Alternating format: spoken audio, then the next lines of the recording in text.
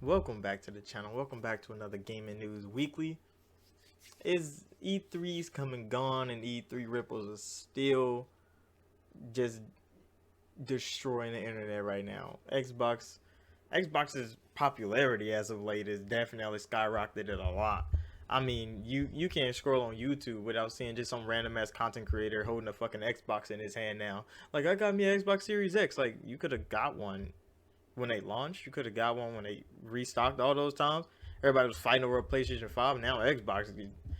Hey, hey, good looks for the Microsoft team and the Xbox team. Making this happen. They trying to boost their standings. Like, I heard PlayStation just sold like almost 10 million units. We still don't know how many of those people are actually active users and how many are bots sitting in a warehouse somewhere trying to sell them for a profit. We don't know, but they're selling. They're selling. Xboxes are still selling out everywhere. But now people are getting to buy some Xboxes. So hey, Xbox is on the rise. They still gonna be outsold by Sony, but I don't think Xbox really cares about selling their hardware. Speaking of Xbox hardware though, Design Lab just came back. That was a pop. Made a lot of Twitter niggas mad on the in the console war space. Fanboys start warring over designer controllers. People was like, "Oh, y'all still ain't got no games, but I can design a controller," and it's like, what the fuck does that have to do with anything, bro? They give you the option to design a new controller, and you're talking about y'all still ain't got no games. We don't fucking care. Y'all don't have a controller customizer. Like, what is the argument going on here? I don't know, but Twitter. Twitter just full of console war niggas, bro. They just need something to argue about. So Design Lab dropped instantly, console warring. I don't understand why, but it happened. Xbox also announced that they're creating gaming monitors for the Xbox Series X and S. Like, legit, they're partnering with Asus. I mean Acer, Asus, and somebody else, like a small company, I think. And they're making three different gaming monitors for the Xbox Series X and S. And I'm like, what the fuck? Like, I wouldn't expect no shit like that. I don't think you was expecting no shit like that, but it's happening. They're making gaming monitors. I think the first one launches in April, not April, in August or September. One of those. But yeah, the first one comes out, but they're expensive as fuck. Like if I just buy a big ass TV if I really want to spend thousands of dollars on like a monitor. But it is like fully compatible with the Xbox in every way possible. HDR and 120 frames and V-Sync and everything you need. Everything you need for your Xbox to be as pristine as it can be. The monitors will have it in there, and that's a good addition. Like, that's a really good addition to gaming, especially if you people buy them and they like them. I mean, there's definitely better designer game monitors out there. People running 244 frames per second and some shit on their monitors, but ones for your Xbox, if you don't want to use a TV, dedicated gaming monitors, Microsoft got those coming for you. In other news, um, PlayStation fans was bullying an indie studio. I don't know what the fuck happened on Twitter. It was going on for a while. PlayStation got a trailer for a game with some trees in it by Blue Box, and they was like, "Hey, this is like a good little horror game that we heard about so many years ago. It's called Abandoned." They like, a horror game from Sony got abandoned too, because it's a Sony exclusive game. Then they dropped this one tweet Blue Box did, and it was like starts with S and ends in L, and instantly Sony fanboys went all over their Twitter. Their Twitter went from having like 1,000 followers to like 25,000. And I'm talking about everybody was like, "This is Silent Hill, isn't it? You work for Hideo." It's crazy. They was ravaging them. They was making tweet after tweet like, we don't work with Hideo. We're not making Silent Hill. Like, we're an indie studio in like Lithuania somewhere. I forget where the hell they said they from, and they like, we don't make Silent Hill. Silent Hill is owned by Konami, and we don't work for Konami. We're making a game for a PlayStation. Oh my goodness, bro. They was trying their hardest to defend themselves, but you can't tell fanboy shit, bro. Once they get you, they got you. And it was like, if this not Silent Hill, we're gonna rage. Of course, it's not fucking Silent Hill. They told you already. But who knows? It could still be Silent Hill because everybody like, oh, Hideo love to play these things. They had these cryptic things. They did this with Metal Gear. That's what all the fans were saying. That's why they hassling this indie studio. at the indie studio's head. A nigga, they was saying like, oh, this is just Hideo in disguise. He had to make a fucking face reveal just to show like I'm a real person, bro, and I'm trying to lead my little studio to make a PlayStation game. And then they going through some struggles too, because they trying to drop they app for PlayStation 5 and it bugged out, and they have to do some localization shit. It's crazy over there with Blue Box, but hopefully they survive this. Hopefully Sony fans buy their fucking game. If they're gonna hassle them this hard, hopefully they buy their fucking game if it's not Silent Hill, because it'd be kind of sad if they don't. But who knows with that platform of fans like that. Like, that was crazy. Like, Silent Hill really had these niggas raging online over Blue Box. They was tying it to Days Gone, not Days Gone. What was Walking Simulator again? Death Stranding. And him, like, getting in the box like fucking Snake. Like, it's crazy, bro. Like, it's crazy out here on Twitter for Blue Box, but hopefully they get that shit taken care of. I think it's dying down now because Odu made the face reveal. People have fucking interviews with him where he telling him like, no, I never fucking met Hideo. I don't know who the fuck you talking about. But who knows? Who knows? It could all be a marketing ploy. It could all be real. Nobody knows. This is what these fans are saying, and I kind of understand, but come on now, bro. Y'all ain't have to bully a whole studio into making a studio head make a fucking face reveal just to show y'all that he's a real person. But yeah, Sony, they still haven't got no really good news. The only good thing I heard is that they trademarked their old show name, which is PlayStation Experience. They like trademarked that, which I thought they already trademarked that, but I guess they trademarked it again. It must have ran out or something. You know how patents work. It must have ran out and they patented it again. I think they redid it. So they re-trademarked PlayStation Experience. Hopefully they bring it back because they still haven't had no showcase yet. We still waiting on gaming news from them. It's still dry out here for Sony. Media is definitely making that known. They talking down on Xbox, even though Xbox is the only one with good news right now, and they explaining the good news and still talking down on Xbox at the same time. And it's crazy. Like, it's crazy how you can look at gaming media now that nothing is there to talk about Sony, and you can see like, oh, they're talking about Xbox Game Pass, but then they have to add that Sony makes better games in the middle of the paragraph. Like, it's crazy. It's, people call IGN in the fucking Xbox live stream the official IGN page. They just fanboying out here. PlayStation fanboying in the IGN's own chat. IGN's own account on their own chat was fanboying. Talking like Xbox still ain't got no games in the middle of Xbox's showcase. This shit is coming out and it's so funny.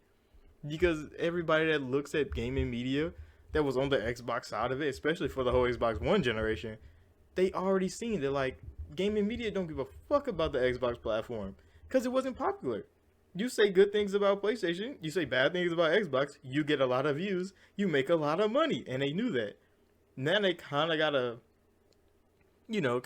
change, but they don't know how because they're stuck in that way already. They're like, oh, PlayStation's still better, who cares? But Xbox is on the rise, and some gaming outlets just, I don't think they see it, not yet. Hopefully they will though, because like we need some unbiased media out here. Because like you can't trust gaming media no more. That's why I make my own.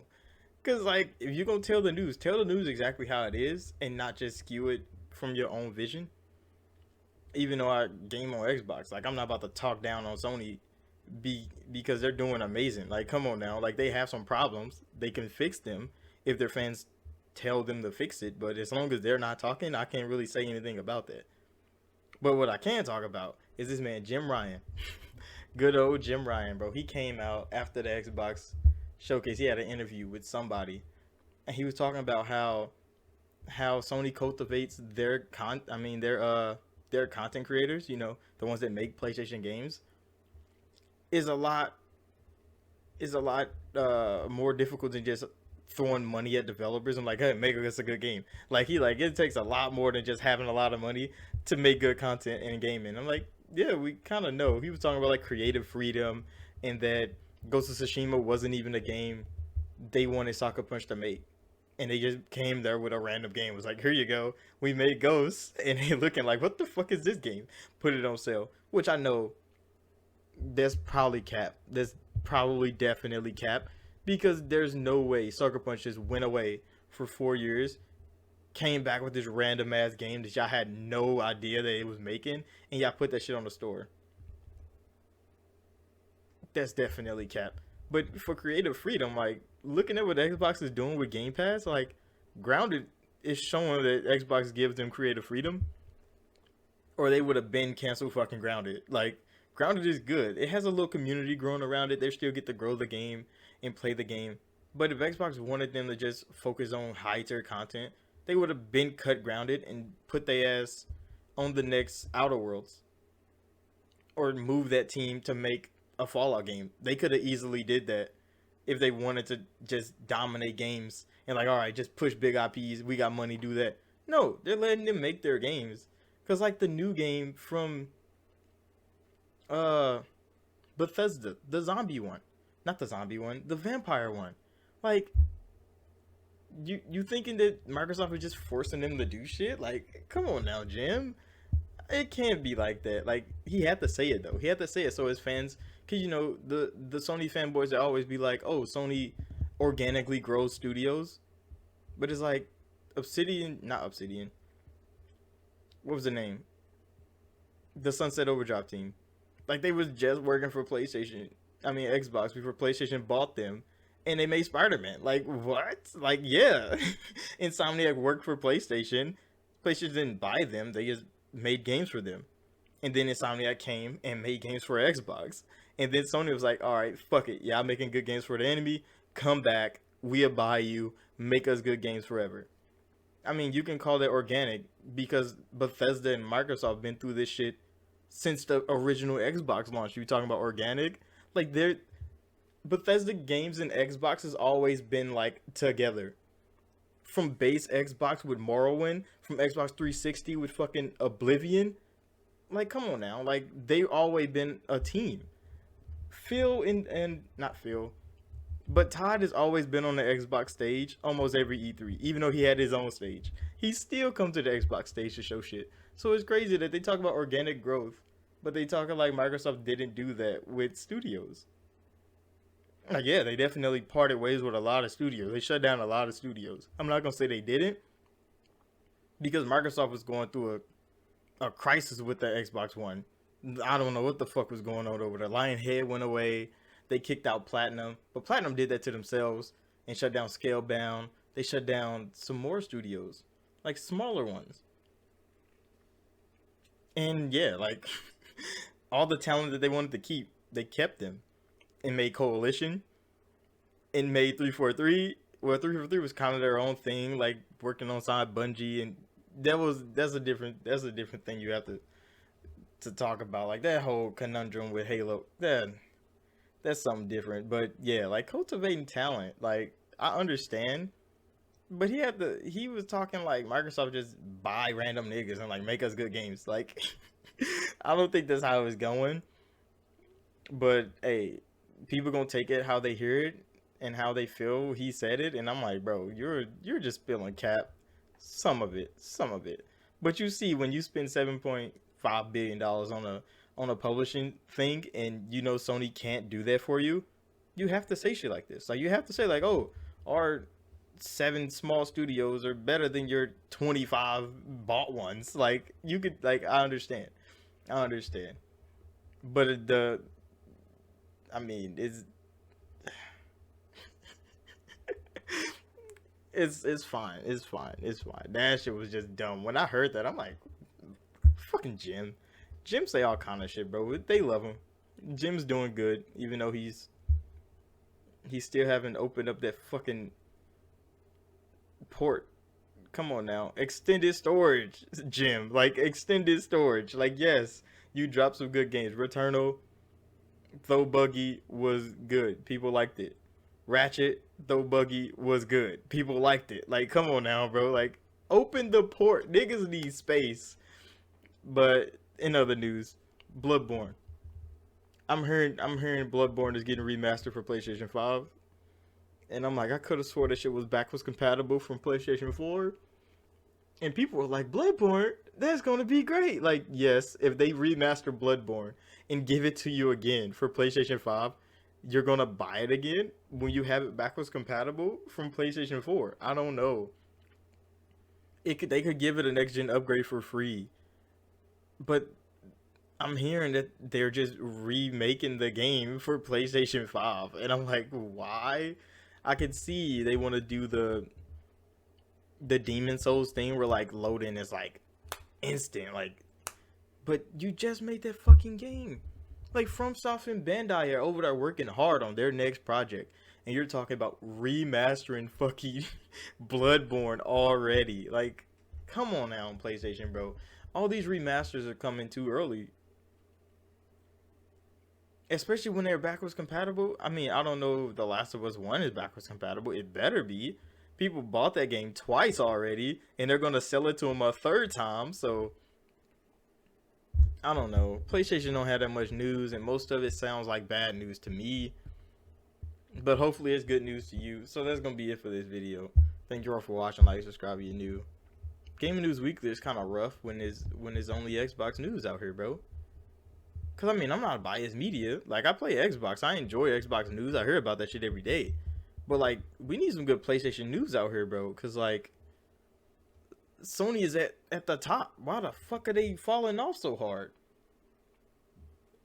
Can somebody answer that in the comments? Why the fuck is Sony falling off so hard, bro?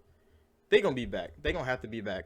But you know, they have to push games back and shit. Like, Sony talk about how they're so coordinated, but then the pandemic hit, and now they're feeling the struggle. Like Xbox been showing everybody, the struggle is real. Sony's feeling it, but they're hiding the pain. But yeah, I'll see y'all in the next one.